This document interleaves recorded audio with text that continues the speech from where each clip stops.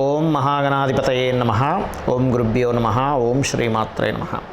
పరమేశ్వర స్వరూపమైనటువంటి జ్యోతిష, వాస్తు మరియు ఇతర అనేకమైనటువంటి శాస్త్రములను మనకు అందించినటువంటి మహర్షులకి నమస్కారం. హయగ్రీవ హయగ్రీవ హయగ్రీవేతి యో వదేత్ తస్య నిస్సరతే వాణి జహ్నుకన్యా ప్రవాహవత్. అరుణాం కరుణాతరంగితాక్షీం ధృతపాశాంకుశపుష్పబాణచాపాం అనిమాదిభిరావృతాం మయూకై అహమిత్యేవ విభావయే భవానీం. శ్రీమాత్రే నమః. ప్రేక్షకులకి ఆ లలితాంబిక అమ్మవారి యొక్క అనుగ్రహం పరిపూర్ణంగా కలగాలని మనస్ఫూర్తిగా కోరుకుంటూ మనం ఈరోజు మే మాసంలో 1వ తేదీ నుంచి 31వ తేదీ వరకు ద్వాదశ లగ్నాల వారికి, ద్వాదశ లగ్నం తెలియనటువంటి వారు రాసుల నుంచి చూసుకోవచ్చు. వారికి ఏ విధంగా ఈ యొక్క మాసంలో ఏ విషయాల్లో అద్భుతంగా ఉంటుంది, ఏ విషయాల పట్ల కాస్త జాగ్రత్త వహించాలి, మరియు ఏ దేవత ఆరాధన చేసుకుంటే మీకు ఇబ్బంది ఉండదు అనేటువంటిది తెలుసుకుందాం. దానికంటే ముందు అసలు గ్రహస్థితి ఏ విధంగా ఉంది అని చూసుకున్నట్లయితే మనకి మేషంలో రవి గురువుల యొక్క కలయిక ఉంది. కాకపోతే ఈ గురువు మనకి మే 1వ తేదీ 2వ తేదీ నుంచి ఆల్మోస్ట్ 1వ తేదీ ఈవినింగ్ లోపల అండ్ 2వ తేదీ నుంచి వృషభంలోకి మారిపోతున్నాడు. రవి 14వ తేదీ నుంచి, శుక్రుడు అక్కడే ఉంటాడు. అదేవిధంగా కేతువు కన్యారాశిలోని మరియు శని కుంభరాశిలోని, మీనరాశిలో కుజ బుధ రాహుల యొక్క సంచారం జరుగుతూ ఆ యొక్క బుధుడు 11వ తేదీ నుంచి మన మేషరాశిలోకి సంచరిస్తాడు. ఈ యొక్క గ్రహస్థితిని అనుసరించి ద్వాదశ రాశుల వారికి ఎలా ఉంటుంది అనేటువంటి విషయం మనం ఇప్పుడు తెలుసుకుందాం. మిథున లగ్నము, మిథున రాశి. మిథునం వారికి మీరు ఒకటే విషయం గుర్తుపెట్టుకోండి, మీ రాశ్యాధిపతి 11వ తేదీ వరకు దశమ స్థానంలో నీచబడి ఉంటున్నాడు. ఎప్పుడైతే ఈ దశమ స్థానంలో మిథునం వారికి నీచబడి ఉంటున్నాడో 11వ తేదీ వరకు పొరపాటున కూడా ఉద్యోగ సంబంధించిన విషయాల్లో ఎవరో చెప్పినటువంటి అపోహల్ని నమ్మి తొందరపాటు పడి ఉద్యోగం మానేసే ప్రయత్నం చేస్తారు. దయచేసి ఈ యొక్క ప్రయత్నం చేయకండి. కాబట్టి ఈ విషయాల్లో చాలా చాలా జాగ్రత్తగా ఉండండి. 1 ఉద్యోగము, 2 ప్రాపర్టీస్ డీల్ చేసేటప్పుడు, ప్రాపర్టీ కొనుగోలు చేసేటప్పుడు, ప్రాపర్టీ విషయంలో మధ్యవర్తిత్వంగా ఉండేటప్పుడు, ప్రాపర్టీ డాక్యుమెంట్స్ విషయంలో జాగ్రత్తగా చూసుకొని ప్రాపర్టీ చాలా జాగ్రత్తగా ఉండాలి. అలాగే ఆన్లైన్లో ఏవేవో కోర్సెస్ నేర్పిస్తూ ఉంటారు, వాటికి మనం డబ్బులు కట్టేస్తాం. ఆ తీరా చూస్తే, లేదా ఒక్కోసారి వస్తువులు మనం కొంటూ ఉంటాం చూడండి, ఆన్లైన్లో డబ్బులు కడతాం, తీరా చూస్తే ఆ వస్తువు రాదు. అరే ఏమైంది అంటే ఏదో చూపిస్తూ ఉంటుంది. కాబట్టి ఆన్లైన్లో వస్తువులు కొనుగోలు చేసేటప్పుడు చాలా చాలా చాలా జాగ్రత్తగా ఉండండి. అయితే మీకు 12వ స్థానంలో గురువు వస్తున్నాడు. ఎప్పుడైనా 12వ స్థానంలో గురువు వచ్చేటప్పుడు ఇక్కడ ఇచ్చే రిజల్ట్ ఏమిటి అంటే, ఒకటే గుర్తుపెట్టుకోండి, ఈ మాసంలో మీరు ఇన్వెస్ట్మెంట్స్ విషయంలో చాలా జాగ్రత్తగా ఉండాలి. శుభగ్రహం అయినప్పటికీ 12వ స్థానంలో శత్రుక్షేత్రంలో ఉన్నప్పుడు ఇన్వెస్ట్మెంట్స్ విషయంలో చాలా జాగ్రత్తగా ఉండాలి. కాకపోతే కాంపిటీషన్ ఎగ్జామ్స్లో చాలా మంచి ఫలితం ఇస్తాడు ఇక్కడ, అందులో ఎటువంటి సందేహం లేదు. అదొకటి బాగుంటుంది మీకు.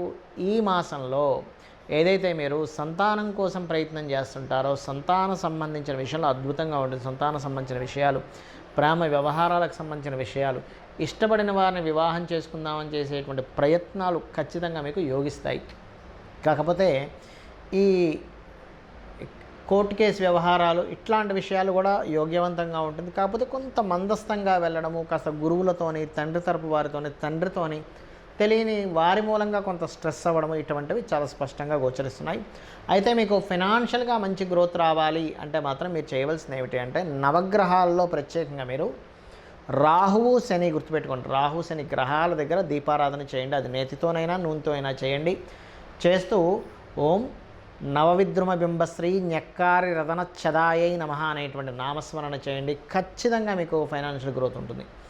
మరి ఈ మాసంలో చేయవలసినటువంటి దేవతా ఆరాధన ఏమిటి? ఎప్పుడైనా గుర్తుపెట్టుకోండి, మిథున లగ్నంలో జన్మించారు అమ్మవారి యొక్క ఆరాధన రుణ రోగ శత్రువుల నుంచి మిమ్మల్ని బయటపడేస్తుంది అమ్మవారు, గుర్తుపెట్టుకోండి. కాకపోతే ఈ పుణ్యక్షేత్ర దర్శనానికి వెళ్ళినప్పుడు కానీ, లేకపోతే లాంగ్ జర్నీ చేసేటప్పుడు కానీ, ముఖ్యంగా భాగ్యస్థానంలో శని యొక్క సంచారం జరుగుతుంది కాబట్టి మీ బిలాంగింగ్స్ కావచ్చు, మీ వస్తువుల విషయంలో కావచ్చు, కొద్దిగా జాగ్రత్త వహించాలి.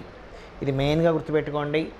ఎప్పుడైతే ఈ బుధుడు రాహుతో కలిసి ఉన్నాడో దశమ స్థానంలో 11వ తేదీ వరకు, ఇంకా ముఖ్యంగా మీరు ఎవరైనా చూడండి, కొన్ని ఏజెన్సీస్ ఉంటాయి విదేశాలకు పంపించి అక్కడ ఉద్యోగం ఇప్పిస్తాము అని, 11వ తేదీ వరకు ఇటువంటి విషయాల్లో చాలా చాలా చాలా జాగ్రత్తగా ఉండాలి. ఇది గుర్తుపెట్టుకోండి. ఇక మీరు అమ్మవారి యొక్క ఆరాధన చేయండి, అన్ని విధాలా బాగుంటుంది మీకు. మరొక విషయం ఏంటంటే, ఇక్కడ ఈ చతుర్థంలో కేతు ఉన్నందుకు ఇంటి నిర్మాణము లేదా కోర్సెస్ తీసుకునే అంశాలు, తల్లిగారి యొక్క ఆరోగ్య విషయంలో ప్రధానంగా, ఎందుకంటే ఇక్కడ చతుర్థ స్థానంలో కేతు ఉంటూ చతుర్థాధిపతి వెళ్ళి రాహుతో కలుస్తున్నాడు. కాబట్టి ఈ యొక్క అంశాల్లో చాలా జాగ్రత్తగా ఉండి మీరు కనుక గోవుకి గోంగూర తినిపిస్తే కూడా అన్ని విధాలా బాగుంటుంది. చాలామంది నన్ను అడుగుతుంది ఏంటంటే, ఏమంటే మాకు జాతక చక్రం లేదు, డేట్ ఆఫ్ బర్త్ తెలియదు, టైం తెలియదు, నక్షత్రం తెలియదు, మరి మేము ఈ మే మాసంలో ఎటువంటి జాగ్రత్తలు తీసుకోవాలి? మనం జనవరి ఆల్మోస్ట్ డిసెంబర్ నుంచి చెప్తూ వస్తున్నాం. ఫిబ్రవరి నుంచి మే వరకు ఉన్నటువంటి కాంబినేషన్ ఏదైతే ఉందో, సాటర్న్ అంటే శని రవి, శని కుజ, అదేవిధంగా కుజ రాహు, ఈ కాంబినేషన్స్లో వెళ్తున్నాయి.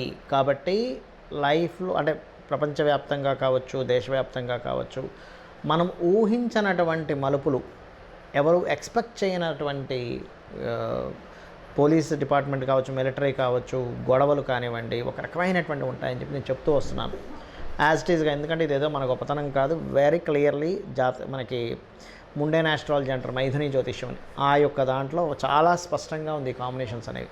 కాబట్టి అందరికీ నేను చెప్పేది ఒకటే, మే ఎండింగ్ వరకు కూడా కొంత జాగ్రత్తగా ఉండండి. ఎక్కువగా అంటే ఎక్కువ పబ్లిక్ ఉండేటువంటి ప్రదేశాల్లో కొంత జాగ్రత్తగా ఉండండి. అయితే ఇక్కడ రాశి, నక్షత్రము, లగ్నము ఏమీ తెలియనటువంటి వారు ఒకటే గుర్తుపెట్టుకోండి, వీలైతే మీకు పెద్దగా నేను ఏ పూజలు చేయించుకోలేనండి, కొంచెం నా ఆర్థిక స్తోమత బాగాలేదు అనుకునేటువంటి వారు సింపుల్ టెక్నిక్ ఒకటి చెప్తా.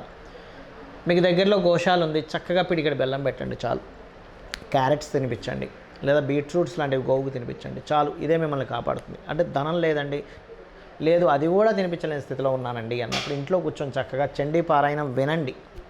విన్నా సరిపోతుంది, మీరు వెళ్ళి చేసేయాలని రూల్ ఏమీ లేదు, గుర్తుపెట్టి వినండి. లేదంటే నాకు స్తోమత ఉంది, నా దగ్గర 4 డబ్బులు ఉన్నాయి, నేను చేసుకోగలను అన్నప్పుడు మీరు ఖచ్చితంగా చండీ పారాయణం చేసుకోవడము, చండీ హోమంలో పార్టిసిపేట్ చేయండి. దీని ద్వారా ఏమవుతుందంటే మీకు ఖచ్చితంగా మీరు ఏదైతే ఇబ్బంది పడబోతున్నారో ఆ అమ్మవారు మిమ్మల్ని కాపాడుతుంది.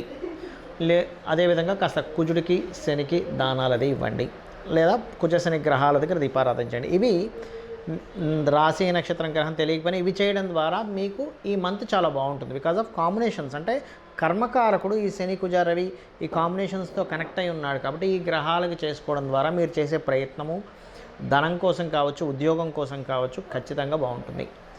అయితే ఇక్కడ చాలామందికి ఏంటంటే, ఏమంటే మరి మేము అంటే కొంతమంది అడుగుతూ ఉన్నారు, నాకు దాని గురించి చెప్తున్నాను. ఈ గోచారం గురించి చెప్తున్నారు, లగ్నం గురించి అంటున్నారు, కాసేపేమో రాశి గురించి అంటున్నారు, అసలు ఏది తీసుకోవాలని అడుగుతూ ఉన్నారు. మీకు లగ్నం కనుక తెలిస్తే లగ్నం నుంచే మీ యొక్క గ్రహస్థితిని పరిశీలన చేసుకోవాలి. అంటే గోచార గ్రహాలు కూడా తెలియదు, లగ్నం తెలియదు, రాశి నుంచి చేసుకోవచ్చు సెకండ్ ఆప్షన్. ఎందుకంటే మీరు ఇప్పుడు ఏదైతే అనుభవిస్తున్నారో ఈ జన్మలో, అది భోగం కావచ్చు, రోగము కావచ్చు, నిస్సహాయ స్థితిలో ఉండడం కావచ్చు, ఏవైనా కానీ మీరు అనుభవిస్తున్నారంటే మీరు పోయిన జన్మలో చేసినటువంటి మంచి కర్మ లేదా దుష్కర్మ. కాబట్టి ఈ యొక్క జన్మలో మీకు బాగా బాగుండాలి అంటే పూర్వజన్మలో చేసిన పుణ్యకర్మ రావాలి. ఇబ్బంది పడుతున్నారంటే పాపకర్మ కనెక్ట్ అయిందని అర్థం. అది మీ జన్మజాతకంలో ఉండే లగ్నము, మీ జాతక చక్రంలో ఉండే గ్రహాల స్థితిని బట్టి జ్యోతిష్శాస్త్రం చాలా స్పష్టంగా చెప్తూ ఉంటుంది. అంటే మీరు జన్మించిన సమయం, తేదీ, నెల, సంవత్సరం, ప్రాంతం వీటన్నిటిని తీసుకుని మీ లగ్నం ఎలా ఉంది, లగ్నాన్ని బట్టి మనిషి యొక్క తత్వం ఉంటుందండి. అసలు మనిషినే చూడకుండా చాలా స్పష్టంగా లగ్నాన్ని చూసి ఈ వ్యక్తి ఇలాంటి వ్యక్తి అని చెప్పొచ్చు. అదే జ్యోతిష్శాస్త్రం యొక్క గొప్పతనం.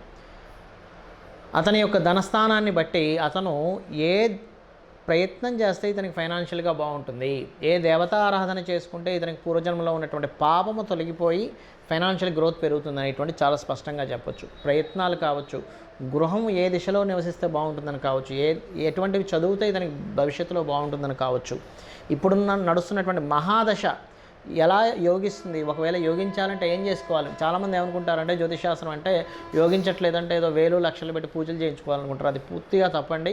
మీ దగ్గర ధనం లేదు, అమ్మవారి నామాన్ని రూపాయి ఖర్చు లేకుండా ఇంట్లో కూర్చొని చేసుకోవడం ద్వారా మీరు ఉద్ధరింపబడతారు.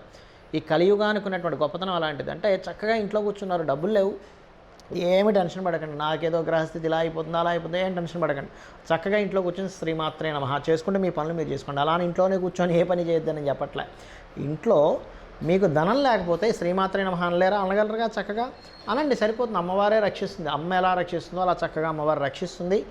మీకున్నటువంటి స్థితి ఏదైతే ధనం కోసమా, లేకపోతే ఉద్యోగం కోసమా, వ్యాపార అభివృద్ధి అవ్వట్లేదా, ఖచ్చితంగా అమ్మవారు మిమ్మల్ని రక్షించి తీరుతుంది. కాకపోతే ఏంటంటే మీరు ఫిక్స్ అవ్వాలి, నేను ఇది చేస్తున్నాను, నన్ను అమ్మవారు రక్షిస్తుంది.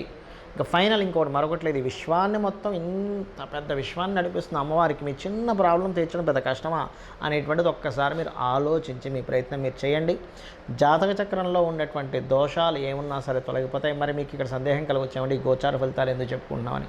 గోచారము జాతకము రెండు కనెక్ట్ అయినప్పుడు మనకు ఒక మంచి ఇన్సిడెంట్ జరగడానికి బాగుంటుంది. గోచారం అనుకూలంగా లేనప్పుడు, మన జాతకం అనుకూలంగా లేనప్పుడు ఎటువంటి సిచ్యువేషన్స్ మనకు ఏర్పడతాయని చెప్తున్నటువంటిదే గోచారం.